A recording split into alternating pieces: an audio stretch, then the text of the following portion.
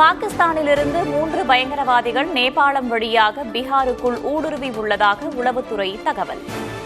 மாநிலம் முழுவதும் கண்காணிப்பு, பாதுகாப்பு ஏற்பாடுகள் தீவிரம்.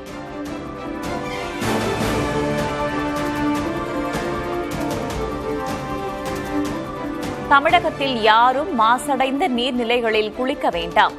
கேரளாவில் மூளையை தின்னும் அமீபா பாதிப்பு அதிகரித்துள்ள நிலையில் அமைச்சர் மா. சுப்பிரமணியன் எச்சரிக்கை.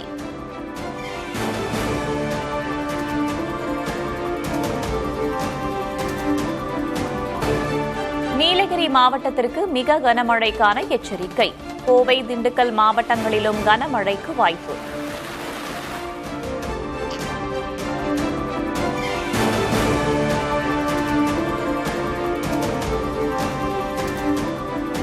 அதிகனமழையால் கடுமையான பாதிப்பை சந்தித்துள்ள சத்தீஸ்கரின் சுக்மா மாவட்டம். சாலையில் 10 அடி உயரத்திற்கு தண்ணீர் செல்வதால் போக்குவரத்து பாதிப்பு.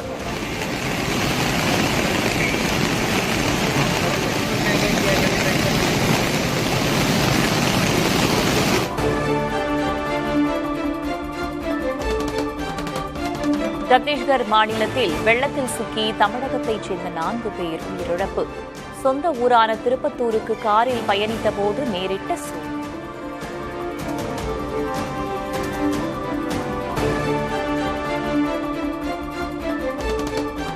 மேக வெடிப்பால் உருக்குலைந்த மண்டி குழு நெடுஞ்சாலை. மறு அறிவிப்பு வரும் வரை அந்த பாதையை பயன்படுத்த வேண்டாம் என அறிவிப்பு.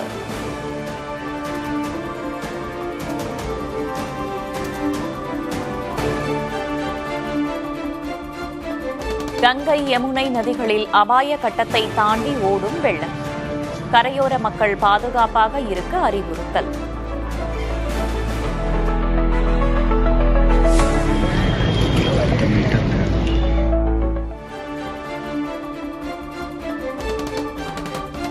கனமழையால் அதிகம் பாதிக்கப்பட்டுள்ள தெலங்கானா.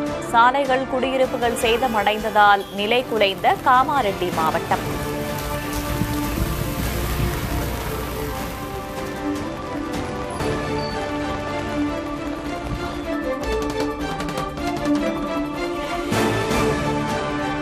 இந்தியா விடுத்த வெள்ள அபாய எச்சரிக்கையால் உயிர் பிழைத்த 1.5 லட்சம் பாகிஸ்தானியர். மனிதாபிமான அடிப்படையில் 3 நாட்களில் 2 முறை எச்சரிக்கை செய்ததாக அதிகாரிகள் விளக்கம்.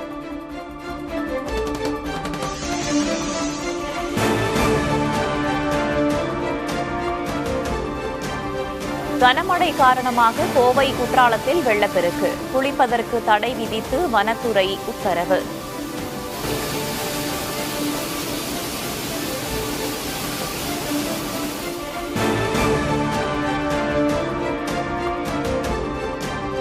அமெரிக்க வரியால் தமிழ்நாட்டின் ஏற்றுமதி கடுமையாக பாதிப்பு என முதல்வர் ஸ்டாலின் கவலை. தமிழக தொழில்கள் மற்றும் தொழிலாளர்களை பாதுகாக்க நிவாரணம் வழங்கவும் சீர்திருத்தம் மேற்கொள்ளவும் மத்திய அரசுக்கு கோரிக்கை.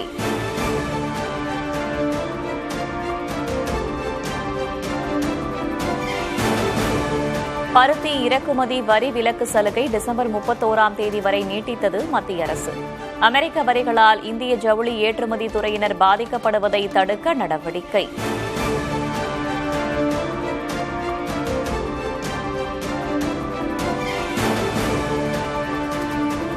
ரஷ்ய எண்ணெயை வாங்குவதற்காக இந்தியாவுக்கு மட்டும் அதிக வரி விதிப்பது நியாயமற்றது என அமெரிக்க எதிர்க்கட்சி விமர்சனம்.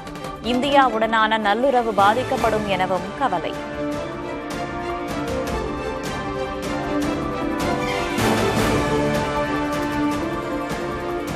H-1B விசா மற்றும் கிரீன் கார்டு நடைமுறைகளையும் கடுமையாக்க அமெரிக்க அரசு முடிவு. இந்தியாவைச் சேர்ந்த IT பணியாளர்கள் பலருக்கும் சிக்கலை ஏற்படுத்தும் என தொழில்துறையினர் கவலை.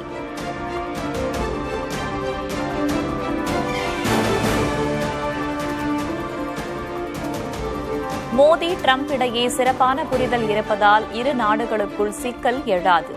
வரி விதிப்பினால் பிரச்சினை எழுந்துள்ள நிலையில் அமெரிக்க நிதியமைச்சர் ஸ்காட் பெசன்ட் கருத்து.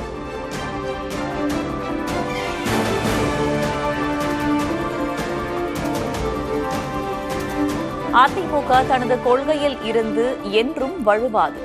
RSS கொள்கையை பின்பற்றுவதாக சர்ச்சை எழுந்த நிலையில் முன்னாள் அமைச்சர் செல்லூர் ராஜு பதில்.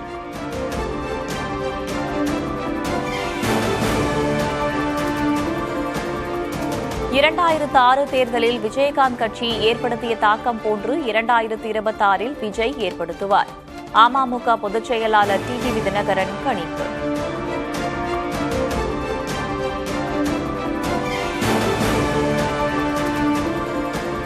கச்சத்தீவை ஒருபோதும் இந்தியாவுக்கு விட்டுக் கொடுக்க முடியாது. பிரதமருக்கு தவேக தலைவர் விஜய் எழுதிய கடிதம் குறித்த கேள்விக்கு இலங்கை வெளியுறவுத்துறை அமைச்சர் பதில்.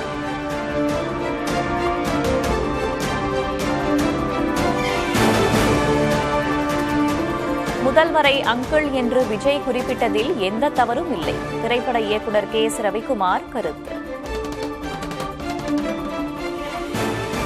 அது தப்பான வார்த்தையே கிடையாது. அது தப்பான வார்த்தை கிடையாது. அவர் கொஞ்சம் கமர்ஷியலைஸ் பண்ணி அது பேசுறது. ஏன்னா அவங்களோட ஆடியன்ஸ் இருக்காங்க, அங்கே ஃபுல்லாக ஜனங்க பூரா அவருடைய ஆடியன்ஸு, அவருடைய கூட்டம். அந்த கூட்டத்தை ஜாலி பண்ணுறதுக்காக அப்படி பேசியிருக்கலாம். அப்படி பேசுனதா தான் நான் நினைக்கிறேன்.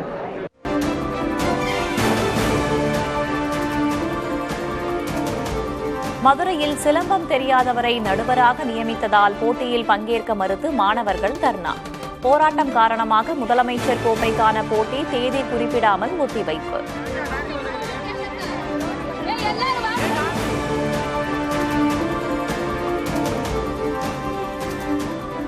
சென்னை எழிலகத்தில் சத்துணவு ஊழியர்கள் கருப்பு உடையுடன் போராட்டம். முறையான ஊதியம், காலி பணியிடங்களை நிரப்பக் கோரி போராட்டம்.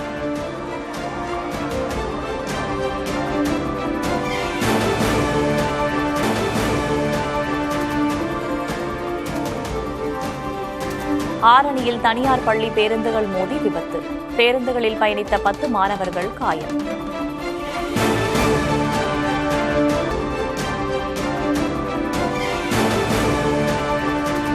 பொறியியல் படிப்புகளுக்கான கவுன்சிலிங் நிறைவு. முதல் முறையாக 80% இடங்கள் நிரம்பியுள்ளதாக தகவல்.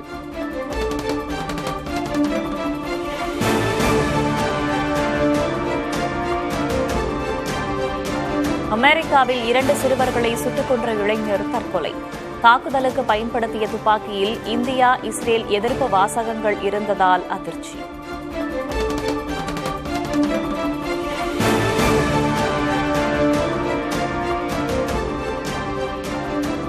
உக்ரைன் தலைநகர் கீவ் மீது ரஷ்யா மீண்டும் தாக்குதல்.